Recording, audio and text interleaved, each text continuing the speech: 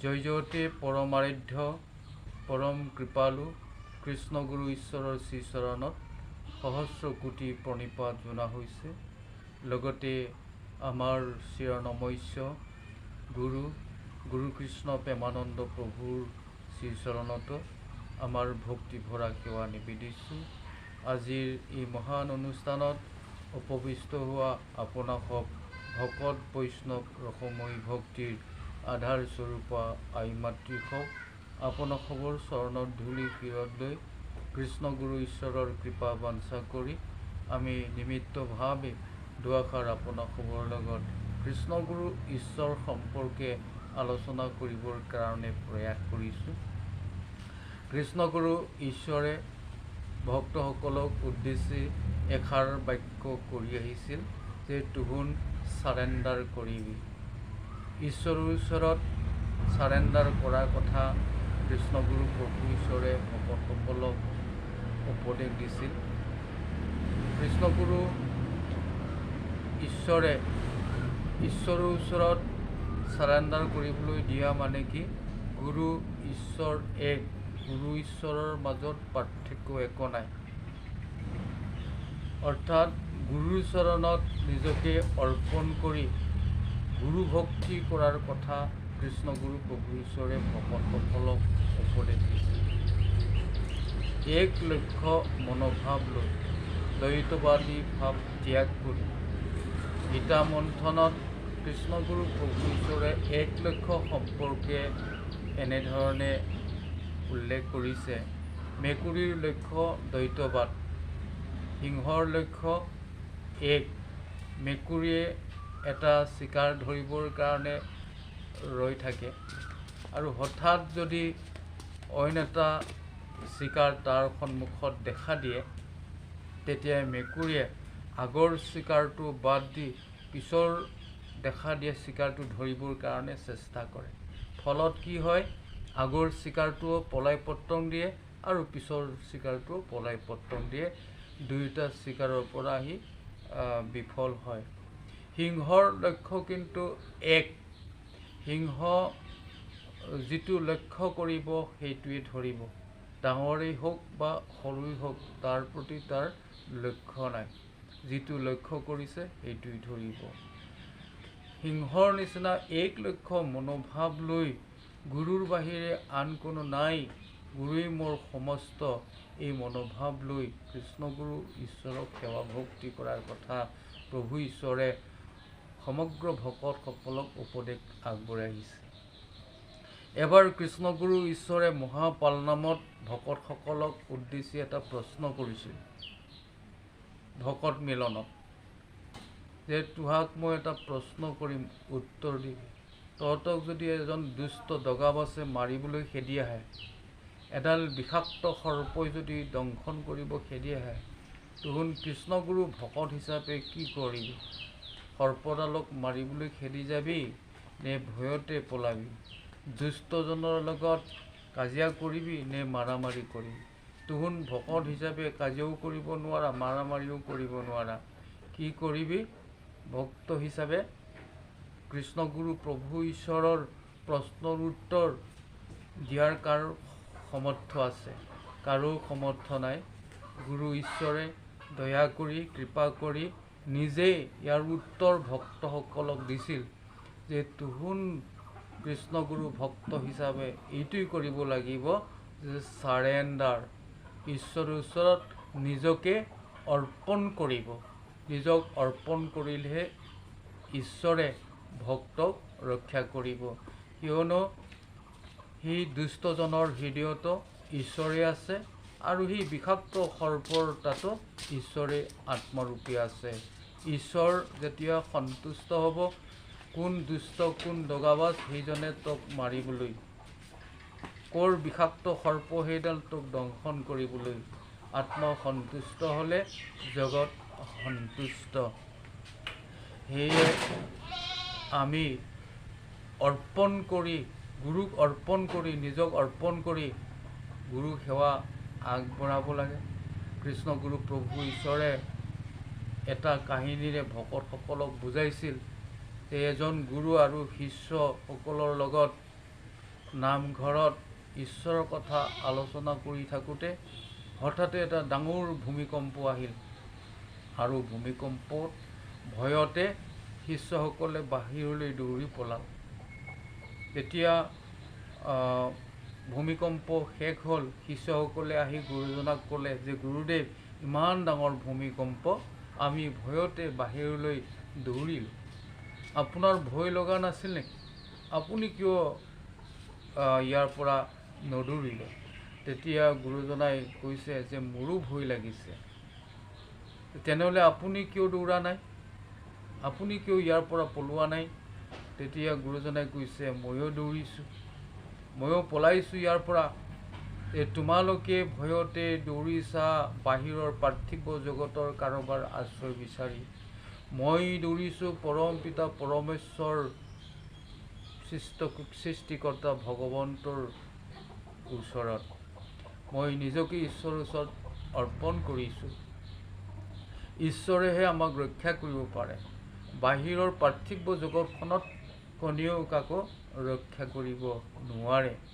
গতিকে যিমানেই ডাঙৰ বিপদ নহওক, ঈশ্বৰৰ ওচৰতহে আমি নিজক অৰ্পণ কৰিব লাগে। আৰু এটি কাহিনীৰে কৃষ্ণগুৰু প্ৰভু ঈশ্বৰে ভক্তসকলক বুজাইছিল যে এজন ধুবীয়ে কাপোৰ ধুই ধুনীয়াকৈ মেলি দিয়া আছে আৰু হঠাতে এজন ভক্তই সেই ধুই দিয়া কাপোৰৰ ওপৰে খোজকাঢ়িবলৈ ল'লে, ভুলতে খোজকাঢ়ি পেলালে। তেতিয়া ধুবীজনে খঙতে যে তই মই কষ্ট কৰি ধুই থোৱা কাপোৰৰ ওপৰে খোজকাঢ়ি গ'লি, তক মই সোধাই নিদিওঁ, এইবুলি মাৰিবলৈ খেদিলে। লগে লগে ঈশ্বৰে ভক্তজনক সহায় কৰিবৰ কাৰণে দৌৰি আহিল। শিষ্যজনে কি কৰিলে যে তই মোক মাৰিবি, ময়ো তোক নেৰোঁ, এইবুলি হাতত ইটা এটুকুৰা তুলি লোৱাৰ লগে লগে ঈশ্বৰে তাৰ পৰা ঘূৰি গ'ল যে ই নিজৰ দায়িত্ব নিজে ল'লে, মোৰ ইয়াত কাম নাই। এইবুলি ঈশ্বৰ ঘূৰি যোৱাৰ পিছত ভকতজনক সেই ধুবীজনে লফাতফা কৰিলে। যে তাকেই কৃষ্ণগুৰু প্ৰভু ঈশ্বৰে কৈছে যে ভক্তজনে নিজে নিজৰ দায়িত্বটো লোৱাৰ কাৰণে পৰিণামটো কি হ'ল। তদ্ৰূপ আমিও যদি আমাৰ দায়িত্ব আমি নিজে লওঁ, তেনেহ'লে সেই ধুবীজনৰ নিচিনা অৱস্থা আমাৰ হ'ব। সেয়ে এক লক্ষ্য মনোভাৱে সেৱা ভক্তি কৰাৰ কথা গুৰুজনাই ভকতসকলক উপদেশ আগবঢ়াই আহিছে। এই কাহিনীৰে গুৰুজনাই বুজাইছিল ভকতসকলক, যেতিয়া ৰাধাই যমুনা নৈ পাৰ হ'বলৈ বিচাৰিছিল, অন্তৰ্যামী কৃষ্ণই জানি যমুনা নৈত নাৱৰীয়াৰ ভাও ধৰি পেলাই নাও বাই আছে। ৰাধাই গৈ কৈছে, হে নাৱৰীয়া, তুমি নৈখন মোক পাৰ কৰোৱা। তেতিয়া নাৱৰীয়া ৰূপী কৃষ্ণই কৈছে, হে ৰাধা, তোমাক পাৰ কৰাব লগা হ'লে মোক 1 লক্ষ কৰি লাগিব। তেতিয়া ৰাধাই কৈছে, মইনো 1 লক্ষ ক'ৰ পৰা দিম, মই 3 কৰিহে দিব পাৰিম। তেতিয়া কৃষ্ণই কৈছে যে 3 কৰিত মই তোমাক পাৰ কৰাব নোৱাৰোঁ। এনেকৈ কথাৰ মাজতে ৰাধাই বুজি পালে, চিনি পালে যে এইজন কোনো নাৱৰীয়া নহয়, এইজন প্ৰভু কৃষ্ণহে। ৰাধাই ক'লে যে প্ৰভু, আপোনাক মই চিনি পালোঁ, আপুনি কোনো নাৱৰীয়া নহয়, আপুনি মোক ছলনা কৰিছে, আপুনি এই নৈখন পাৰ কৰাব লাগে। তেতিয়া ঈশ্বৰে অগত্যা তেওঁক পাৰ কৰালে।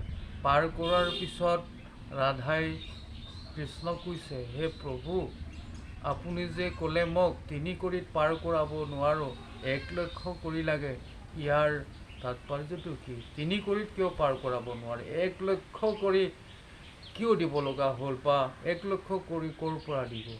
তেতিয়া কৃষ্ণই ৰাধাক বুজাই দিছিল যে 3 কৰি মানে হ'ল পুত্ৰ, ভাৰ্যা, ধন। যিয়ে সংসাৰী হ'ব বিচাৰে তাক মই ভাৰ্যা দিওঁ, তাক মই পুত্ৰ দিওঁ, আৰু সংসাৰখনত খাই বৈ জীয়াই থাকিবলৈ ধন মইহে দিওঁ। এই 3টা মই দিয়া, আৰু এই 3টা মোক দিলে মই কোনোদিনেই সন্তুষ্ট নহওঁ। মোক দিব লাগিব 1,00,000 কৰি, 1,00,000। হে প্ৰভু ঈশ্বৰ, তোমাৰ বাহিৰে মোৰ আন কোনো নাই। এই মনোভাৱে যেতিয়া ঈশ্বৰক ভক্তি কৰিব, তেতিয়াহে ঈশ্বৰে ভক্তক মোৰ বুলি ধৰি এই ভৱসাগৰৰ পৰা, এই ভৱ সংসাৰখনৰ পৰা পাৰ কৰাম কৰাম কৰাম বুলি 3বাৰ কৈছে। সেয়ে গুৰুৰ বাহিৰে আন কোনো নাই। গুৰুৱে আমাৰ কৰ্তা কৰ্তা বিধাতা। গুৰুৱে সমস্ত এই চিন্তা মনত আনি গুৰু ভক্তি কৰিব লাগে।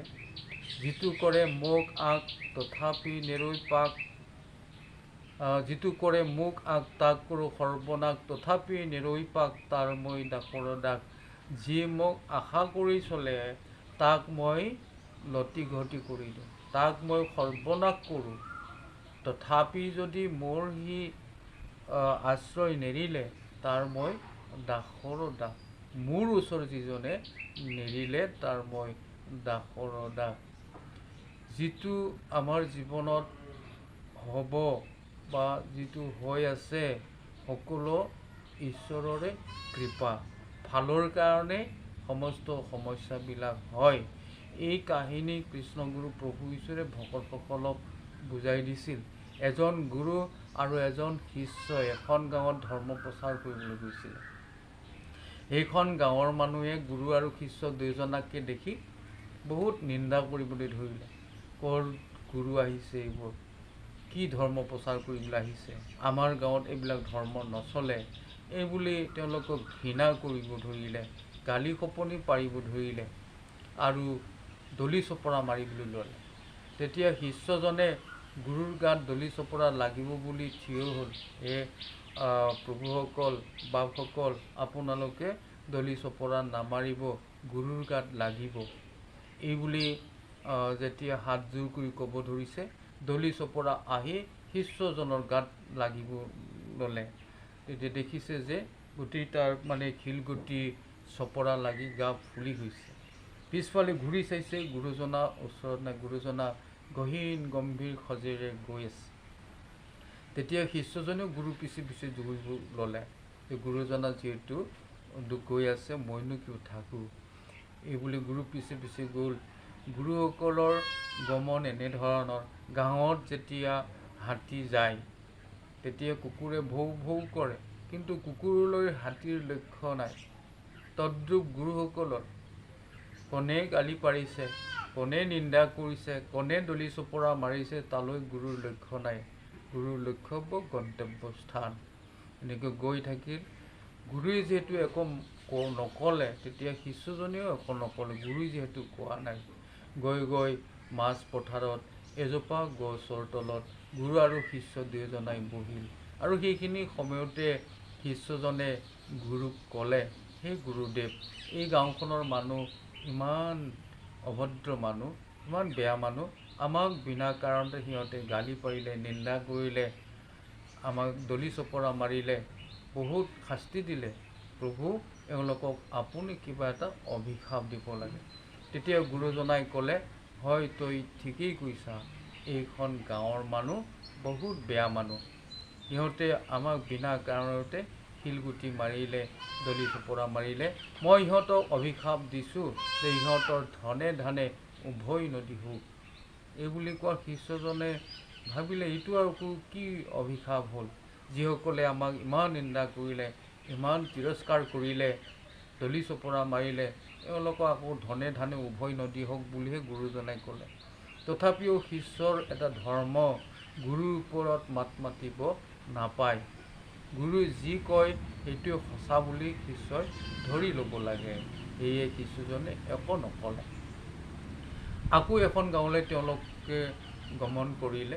সেই গাঁওখনৰ সৰু ল'ৰাবিলাকে পথাৰত গুৰুজনা আৰু শিষ্যক দেখি দৌৰি গৈ পেলাই গাঁৱৰ জ্যেষ্ঠসকলক খবৰ দিলে, আমাৰ গুৰুজনা আহিছে, আমাৰ গুৰুজনা আহিছে বুলি। শিশুসকলৰ পৰা গুৰু অহা বুলি জানি গাঁৱৰ জ্যেষ্ঠসকলে ঢোল খোল, ফুলৰ মালা আদি ধূপ দীপ জ্বলাই পেলাই গুৰু আৰু শিষ্য দুয়োজনাকে আদৰণি জনাই লৈ গ'ল। আৰু খুব ভালকৈ সেৱা শুশ্ৰূষা কৰিলে, খোৱা বোৱাৰ দিহা কৰিলে, বিশ্ৰামৰ ব্যৱস্থা কৰি দিলে। তাতে বিশ্ৰাম আদি কৰি পুনৰ গুৰু আৰু শিষ্য তেওঁলোকে সেইখন গাঁৱৰ পৰা বিদায় লৈ আহিল। আহি পুনৰ সেই মাছ পথাৰত সেই গছজোপাৰ তলত গুৰু আৰু শিষ্য দুয়োজনে বহিল।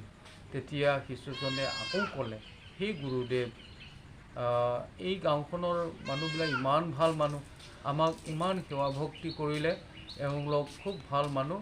সেই গুৰুদেৱ, এওঁলোকক আপুনি কিবা এটা ভাল আশীৰ্বাদ দিব লাগে। তেতিয়া গুৰুৱে ক'লে, হয় তই ঠিকেই কৈছা, এই গাঁওখনৰ মানুহ বৰ ভাল মানুহ, এওঁলোকক মই এটা আশীৰ্বাদ দিব লাগে। দে মই আশীৰ্বাদ দিছোঁ, ইহঁত ধানবান হৈ যাওক, এইবুলি আশীৰ্বাদ দিলে। তেতিয়া শিষ্যজনৰ মনত খং উঠিলেওতো বেয়া পালেওতো গুৰুৰ ওপৰত কথা ক'ব নোৱাৰে। গুৰুৰ ওপৰত কথা কোৱা শিষ্যৰ ধৰ্ম নহয়। শিষ্যজনে কি ক'লে, হে গুৰুদেৱ, মই আৰু আপোনাৰ লগত নাথাকোঁ, মই ঘৰলৈ যাওঁ। তেতিয়া গুৰুজনে সুধিলে যে বোলে কিয় তুমি নাথাকা মোৰ লগত, কিয় ঘৰলৈ যাবলৈ হঠাতে ওলালা? তেতিয়া শিষ্যজনে কৈছে, হে গুৰুদেৱ, আপোনাৰ কথা মই একোৱেই বুজি নাপাওঁ। আপোনাৰ কথা যিহেতু মই একো বুজি চুজি নাপাওঁ, আপোনাৰ লগত থাকি কি হ'ব, মই ঘৰলৈ যাওঁ। সেইবুলি কোৱাত গুৰুজনে ক'লে যে তই কোনটো কথা বুজি পোৱা নাই? তেতিয়া শিষ্যজনে ক'লে, হে গুৰুদেৱ, আপুনি সেই গাঁওখনৰ মানুহবিলাকে আমাক ইমান অন্যায় কৰিলে, সেইসকলক মই অভিশাপ দিবলৈ দিওঁতে আপুনি ক'লে কি ধনে ধনে উভয় নদী হওক। আৰু এই গাঁওখনৰ মানুহ ইমান ভাল মানুহ, আমাক ইমান সেৱা ভক্তি কৰিলে, শুশ্ৰূষা কৰিলে, মই আশীৰ্বাদ দিবলৈ দিওঁতে আপুনি ক'লে কি এওঁলোক ধানবান হৈ যাওক। তেতিয়া গুৰুৱে কৈছে, তই এইখিনি কথা বুজি পোৱা নাই যে মই ইহঁতক কিয় ধনে ধানে উভয় নদী হওক বুলি কৈছোঁ, যে মানুহৰ ধন হ'লে অহংকাৰ হয়। যেনেকৈ আমাক শিলগুটি দলি চপৰা মাৰি নিন্দা শাস্তি আদি দিলে, সিহঁতে ধন যেতিয়া হ'ব অহংকাৰত, সিহঁতে কাজিয়া কৰি মাৰা মাৰি কৰি ধ্বংস হৈ যাব। আৰু এওঁলোকক মই কিয় ধানবান হৈ যাওক বুলি অভিশাপ দিছোঁ, যে ইমান ভাল ভকত এখন গাঁৱত থাকিলে মোৰ লাভ নহয়। সেইকাৰণে এই গাঁওখনৰ মানুহক মই ধানবান হৈ যাওক বুলি কৈছোঁ, যে এই গাঁওখনৰ মানুহে সেইখন গাঁৱত এঘৰ, সেইখন গাঁৱত এঘৰ, সোঁখন গাঁৱত এঘৰ যেতিয়া সমস্যাত পৰি ধানবান হৈ যাব, মোৰ ভাল ভকত এঘৰে সেই গাঁওবিলাকক ভাল এটা আদৰ্শ দিব পাৰিব। আৰু মোৰ ভাল ভকত এঘৰে সেই গাঁওখনক ঠিক কৰিব। সেইকাৰণে মই এই ভাল ভকতখিনিক মই ধানবান হৈ যাওক বুলি অভিশাপ দিছোঁ। তেতিয়াই শিষ্যই ক'লে, সেই গুৰুদেৱ, ইমান ৰহস্যপূৰ্ণ কথা মইহে বুজি পোৱা নাই। তাকেই কৈছে, যিটো কৰে মোক আগ তাক কৰোঁ সৰ্বনাশ, যিয়ে মোক আশা কৰি চলে তাক মই ধ্বংস কৰি দিওঁ। তথাপি যদি সি মোক ভজিবলৈ নেৰিলে, তেতিয়া মই তাৰ দাসৰ দাস। তদ্ৰু আমাৰ দৈনন্দিন জীৱনত গুৰু ভক্তিৰ ক্ষেত্ৰত, গুৰু সেৱাৰ ক্ষেত্ৰত বহুত দুখ, বহুত সমস্যা যন্ত্ৰণা আহিব। সমস্ত ঈশ্বৰৰ কৃপা বুলি আমি ধৰি ল'লে, ঈশ্বৰে এটা সময়ত আমাৰ মনোবাঞ্ছা, আমাৰ আশা, আমাৰ ভৰসা সকলোবোৰ ঈশ্বৰে পূৰ্ণ কৰিব। তেতিয়া ঈশ্বৰে কৃপা কৰে। প্ৰভু ঈশ্বৰে কৈ গৈছে, জীৱনৰ শেষ বিন্দু তেজ থকালৈকে গুৰুক কোনোদিনে অবিশ্বাস কৰিব নালাগে, গুৰুৰ প্ৰতি ভক্তিটো কমাব নালাগে। দ্ৰৌপদীয়ে কেতিয়া কৃষ্ণৰ কৃপা লাভ কৰিছে? দুশাসনে যেতিয়া চুলিত ধৰি চোঁচৰাই লৈ আহিছিল, তেতিয়া ৰাজসভাত যেতিয়া চোঁচৰাই লৈ আহিছিল, দ্ৰৌপদীয়ে এখন হাতেৰে দুশাসনক বাধা দিছে, এখন হাতেৰে বস্ত্ৰ ধৰিছে আৰু মুখেৰে কৃষ্ণক চিঞৰিছে, হে প্ৰভু কৃষ্ণ, তুমি মোক ৰক্ষা কৰা, এইবুলি কৃষ্ণক মাতিছে। তেতিয়া কৃষ্ণই তেওঁক সহায় কৰিবলৈ অহা নাই। ৰুক্মিণীয়ে কৈছিল, হে প্ৰভু, দ্ৰৌপদী ডাঙৰ বিপদত পৰি আপোনাক মাতি আছে, আপুনি কিয় দ্ৰৌপদীক সহায় কৰা নাই, সহায় কৰিবলৈ কিয় যোৱা নাই? তেতিয়া কৃষ্ণই কি বুলি ক'লে ৰুক্মিণীক, যে দ্ৰৌপদীয়ে মোক মুখেৰেহে মাতি আছে, হাতেৰে দেখোন দুষাখনক বাধা দি আছে, আৰু এহাতে দেখোন কাপোৰ টানি ধৰিছে। তাইৰ যদি নিজৰে ইমান শক্তি আছে দুষাখনৰ পৰা নিজকে ৰক্ষা কৰিবলৈ, মোকনো কিয় মাতিব লাগে? এইবুলিহে ৰুক্মিণীৰ আগত ভগৱান কৃষ্ণই উত্তৰ দিছে। আৰু যেতিয়া উপায়ন্তৰ হয় দ্ৰৌপদীয়ে 2 হাত তুলি ভগৱন্তৰ ওচৰত অৰ্পণ কৰিছে নিজকে, হে প্ৰভু, লাজত পৰিলেও উপায় নাই, তোমাক মই অৰ্পণ কৰিছোঁ, তুমিয়ে মোক লাজত পেলাবা। এইবুলি যেতিয়া 2 হাত দাঙি প্ৰভুক অৰ্পণ কৰিলে, তেতিয়াহে ঈশ্বৰে লগে লগে তৎক্ষণাত বস্ত্ৰৰ ৰূপ ধাৰণ কৰি দ্ৰৌপদীৰ সমস্ত শৰীৰ আবৃত কৰি ৰাখিলে, আৰু দুষাখনে টানি টানি ভাগৰি পৰিল। গতিকে ঈশ্বৰে কোন সময়ত ৰক্ষা কৰিলে? নিজক যেতিয়া দ্ৰৌপদীয়ে অৰ্পণ কৰিলে প্ৰভু ঈশ্বৰৰ তাত, তেতিয়াহে ঈশ্বৰে তেওঁক ৰক্ষা কৰিলে। আৰু এটা কাহিনী কৃষ্ণগুৰু প্ৰভু ঈশ্বৰে কৈছিল, যে যিদিনাখন ভীষ্মই প্ৰতিজ্ঞা কৰিছিল যে অহাকালি ৰাতিপুৱাই মই পাণ্ডৱৰ নাম পৃথিৱীৰ পৰা মচি পেলাম, এইবুলি 5 পাত বাণ বাছি লৈছিল। গোটেই পৃথিৱী কম্পমান, যে অহাকালিৰ পৰা পৃথিৱীত পাণ্ডৱৰ নাম নাথাকিব। পিতামহ ভীষ্মই প্ৰতিজ্ঞা কৰিলে সেইটো কৰিবই। কিন্তু অৰ্জুনে কি কৰিছে? পিছদিনা ৰাতিপুৱা বহু দেৰিলৈকে শুই আছে। পিতামহ ভীষ্মই যে প্ৰতিজ্ঞা কৰিছে ৰাতিপুৱাই পাণ্ডৱৰ নাম পৃথিৱীত মচি পেলাম, তাৰ প্ৰতিকাৰৰ বা তাৰ প্ৰতিৰোধৰ ব্যৱস্থা একো চিন্তা কৰা নাই অৰ্জুনে। কৃষ্ণই গৈ পেলাই অৰ্জুনক যোগাইছে, হে অৰ্জুন, তুমি কি কাণ্ডজ্ঞান নথকা মানুহ? তুমি কালি শুনিছা পিতামহই ৰাতিপুৱালেই পাণ্ডৱৰ নাম পৃথিৱীৰ পৰা মচি দিম বুলি প্ৰতিজ্ঞা কৰিছে, আকৌ তুমি নাক বজাই বজাই শুই আছা, তুমি কেনেধৰণৰ মানুহ? এইবুলি কোৱাত অৰ্জুনে কি বুলি ক'লে? হে প্ৰভু, হে পৰমেশ্বৰ, তোমাৰ ওচৰত মই শৰণাপন্ন হৈছোঁ, তোমাৰ ওচৰত মই আশ্ৰয় লৈছোঁ, নিজকে মই অৰ্পণ কৰিছোঁ। মোক পিতামহ ভীষ্মই মাৰে, মই মৰি যাওঁ, পাণ্ডৱৰ নাম থাকে নাথাকে এইবিলাক মোৰ দায়িত্ব নাই, সমস্ত আপোনাৰ দায়িত্ব, আপোনাকেই মই অৰ্পণ কৰিছোঁ। এইবুলি অৰ্জুনে যেতিয়া ক'লে, ভগৱন্তই সমস্ত দায়িত্ব নিজে বহন কৰিব লগা হ'ল, আৰু পঞ্চ পাণ্ডৱক ঈশ্বৰ কৃষ্ণই ৰক্ষা কৰিলে।